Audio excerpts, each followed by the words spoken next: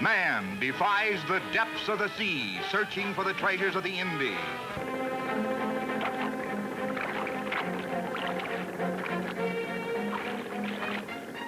Ever since early Spanish days, when pirates sunk rich treasure galleons, the West Indies have been a fertile hunting ground for treasure seekers. The thought of ancient chests of gold doubloons and pieces of eight have impelled divers to risk their lives trying to recover them.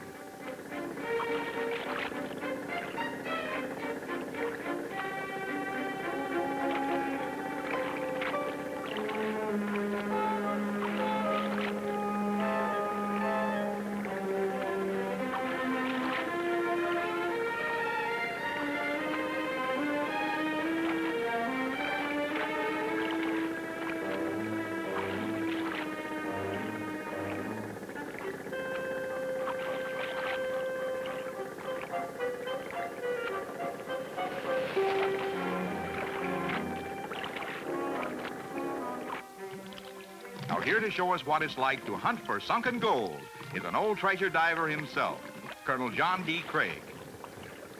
Here near the West Indies, off the Florida Keys, at the edge of the great Gulf Stream, is the location of many Spanish treasure galleons.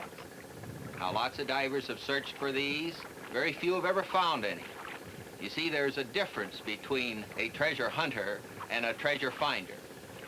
Art McKee is a treasure finder. He searched the Caribbean a long time before he found his treasure wreck, and it cost him many frantic, dangerous moments before he brought up any bars of silver or gold doubloons. He's down there now, searching another Spanish treasure site. Let's join him and see what it's like. You want to hand me the camera?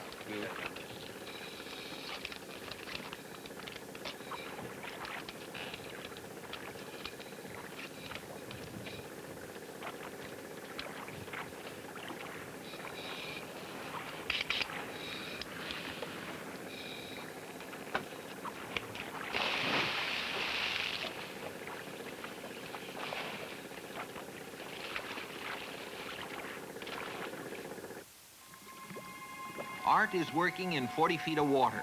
It's a little murky down here today, but Art knows there's an old wreck near here somewhere. He spotted the signs from the surface. And here is probably the best indication, an old cannon. It's a big one. That means it came from a large galleon. Cannons like this don't drift away from a wreck, so the remains of the hull must be nearby.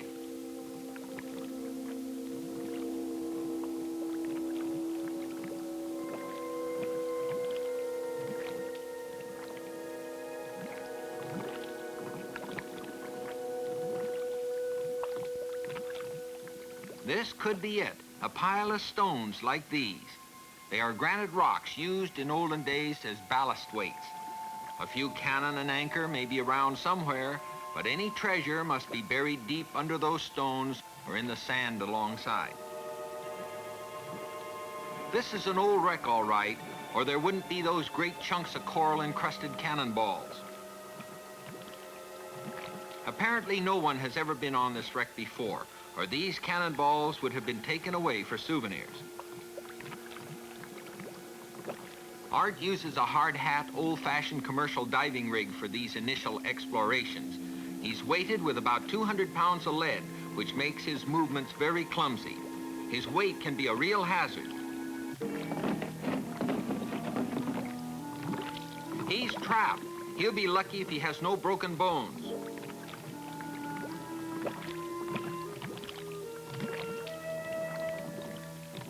Many divers have lost their lives trapped just like this. In that position, he's rapidly losing air, and it will take a supreme effort to get back on his feet.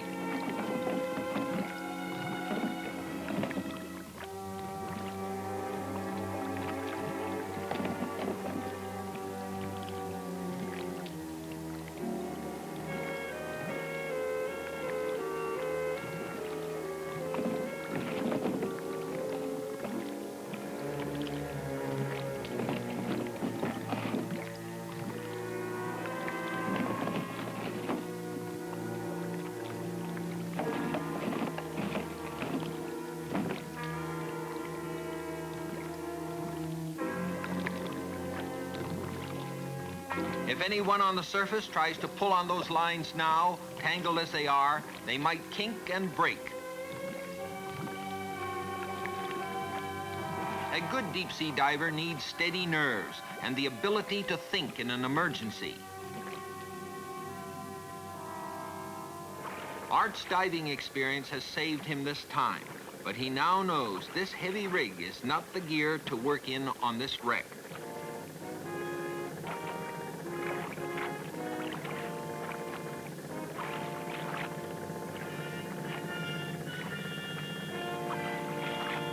With his injured legs and all that dead weight, it's a wonder he can make it up the ladder.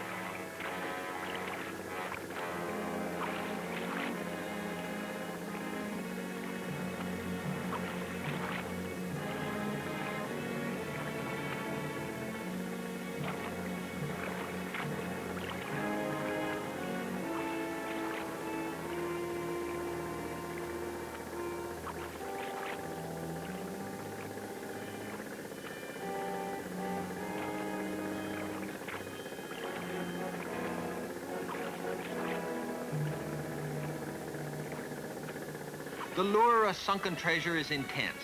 He'll be back because he believes this to be the wreck of the San Pedro, a treasure galleon of the plate fleet that sunk here in a great storm back in the early 18th century. The San Pedro was known to carry the entire coinage minted in Peru in the year 1732.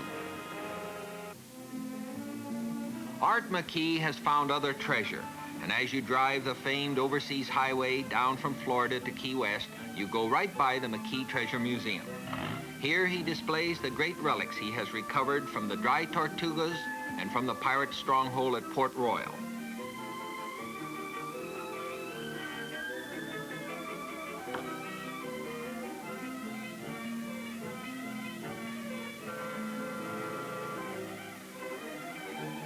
Knowing where to look is the secret of finding treasure. Nearly everything on an old wreck becomes encrusted with coral, and Art spends much of his spare time breaking apart odd-shaped chunks of it. In them he finds plates and pewter mugs, and quite frequently, coins. Art explained to me that if a silver coin is isolated in the salt water, it is acted upon by chemical processes and gradually changes to silver sulfide and becomes a thick black hunk of gunk. However, if it should be close to or touching iron or other ferrous metals, then the electrolysis process acts upon the iron, and the silver coin remains intact, metallic, like this one.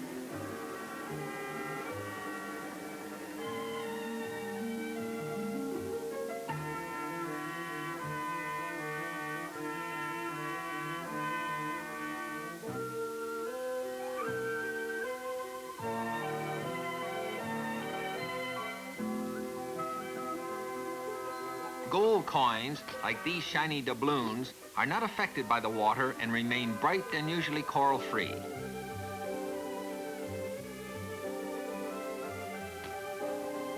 This one is dated 1753. It's most rare and worth several $100s. Quite a find for an afternoon's chipping among the coral.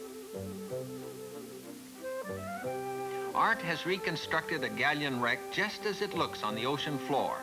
A far cry from the artist's conception of a sunken galleon with the hull intact and draped with tattered rigging. This is the way one looks after 200 years on the bottom. The woodworms have eaten away the decks, and all you can find is a few rotten ribs and a pile of ballast stones like these.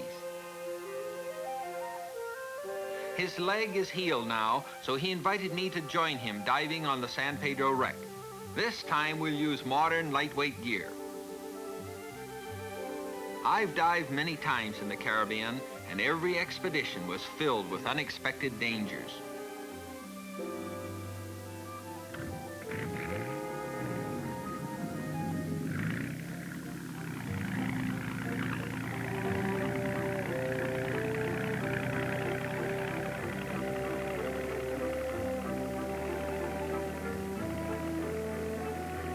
How do you find a treasure wreck? What does it look like from the surface? Well, Art first checks history and makes sure a wreck did take place. Refinding the site requires a thorough knowledge of these waters and an idea of what kind of shadowy mark to look for when cruising on the surface. If you miss it by 100 feet, you might have to search for hours.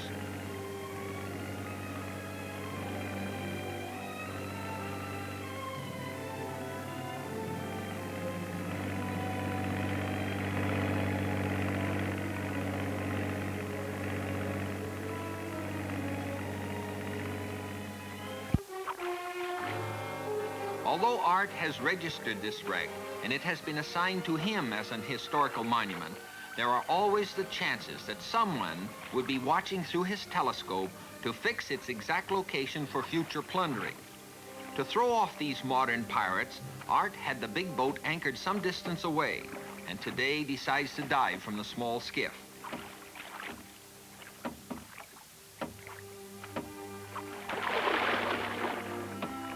Using scuba gear, I will be able to move about undersea like a fish. It's easier to make pictures that way.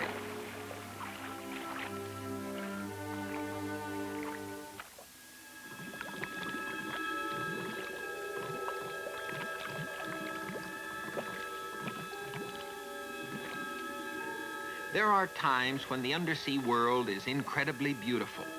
The waving sea fans, colored fish, and unusual coral formations make it a veritable fairyland. I never tire of it because every dive is different. Even Art McKee, who has spent much of his life diving, enjoys this garden in King Neptune's domain.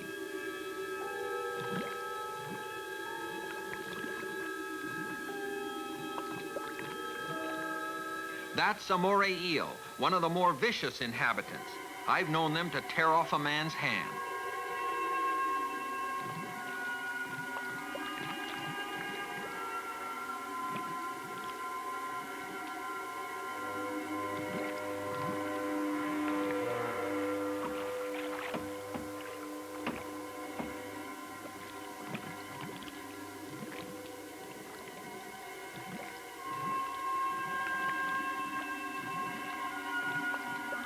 The Atlantic barracuda have a bad reputation. Normally, they won't bother a man undersea, but these seem unduly interested in Art. He better not take any chances. They have huge jaws and sharp, dog-like teeth. They could easily tear a man to pieces if they were so inclined. I could hear them snapping their jaws in an excited manner. Listen to them.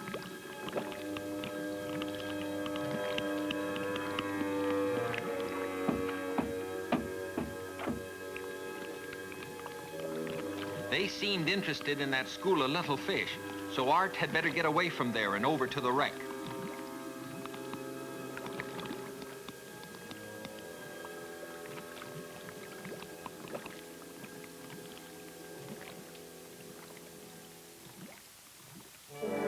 Yes, this is a big wreck. With his light gear, he can explore it much easier. On a wreck like this, one wonders what were the circumstances of its sinking. Did pirates send it down, or did it strike a reef? How many lives were lost when it went down? And did it carry any treasure? And if so, is any of it around here somewhere?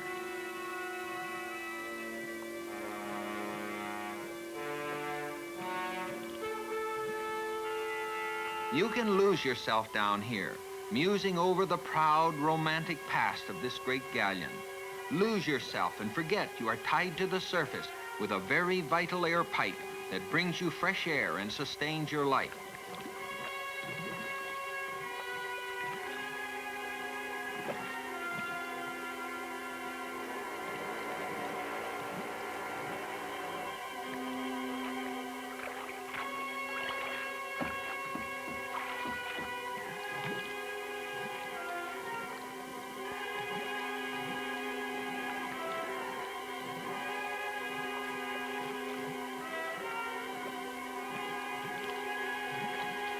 Surely that cannon once must have fired at pirate ships, or belched fire for Spain in one of her great wars. Now it lies cold and encrusted here on the bottom of the Caribbean.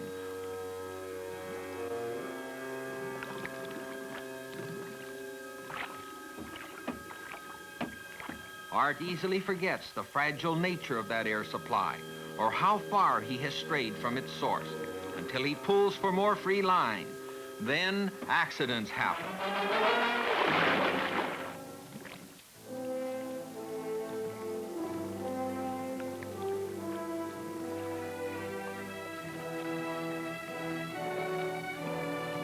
That's his air pump on the bottom.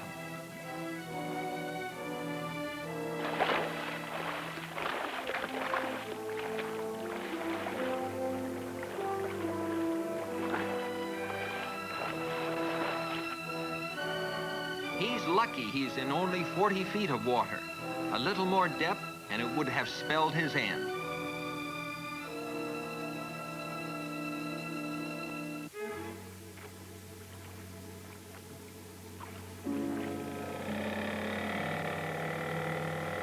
On another day, with the power compressor working, we went back to the wreck.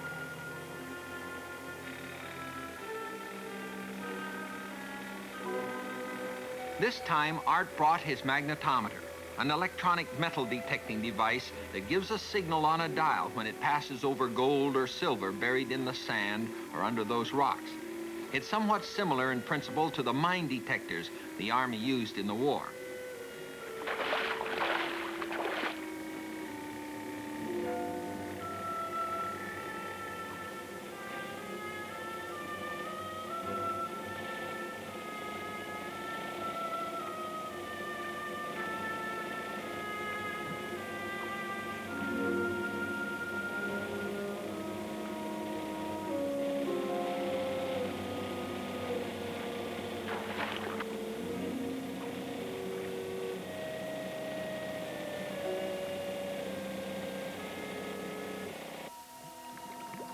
Even the fish are curious to see what Art is up to this time. This gadget emits an electronic impulse which rebounds from buried metal and records the impulses on a dial which Art is watching.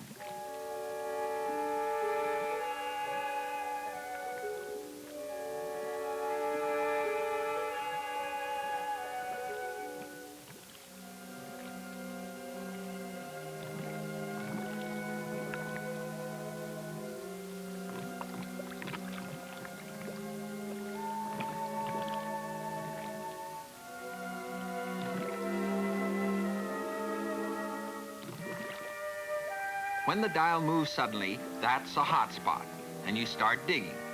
I say digging, actually you have to waft the sand away as Art is doing here. The heavier metal will accumulate at the bottom of the hole. A little pewter bowl. Well, it is metal, so the gadget is working.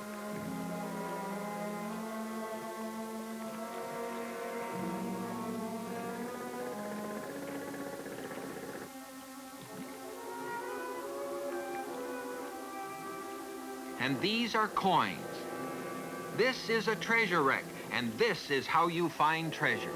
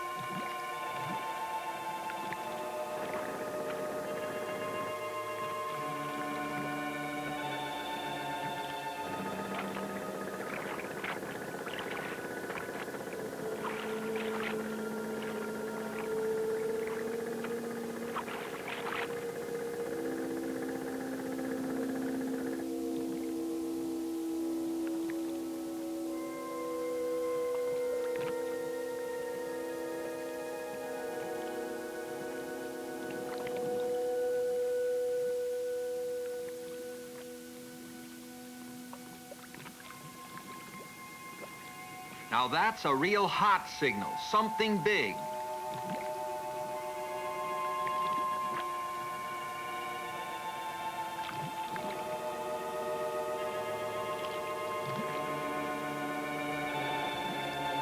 Would you know a bar of silver if you found one? That's what this is, a bar of solid silver. And it's heavy, at least 75 pounds. The markings show it was cast in the Potosi mines in Peru.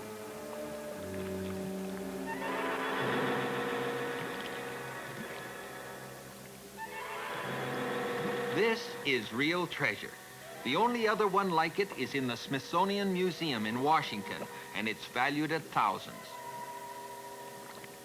Treasure books tell us that of all the precious metals found and shipped from the New World by the early conquistadores, less than 1/3 ever reached Spain. All the rest was lost at sea, a fortune estimated at several $100 million. Most relics in Art's Treasure Museum have been searched out and uncovered this way. But one might search for a lifetime without finding treasure like this. No wonder he watches it carefully as it is hauled away.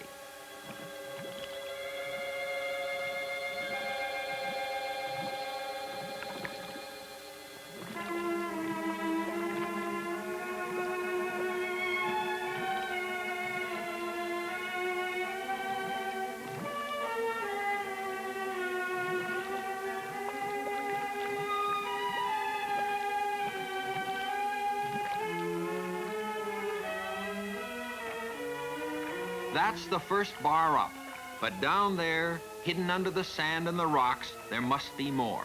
In searching for it, many brave men have forfeited their lives.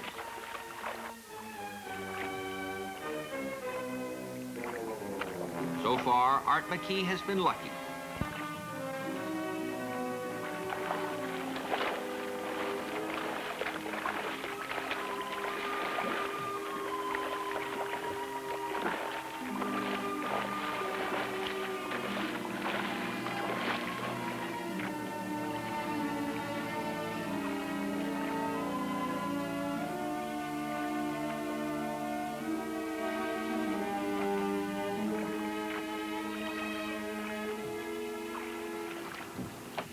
I suppose there'll always be venturesome men who risk their lives searching for sunken treasure. And even though they never find any gold doubloons, the adventures they have will be reward enough, and they'll treasure them as long as they live. I want to thank Art McKee for helping us tell this story.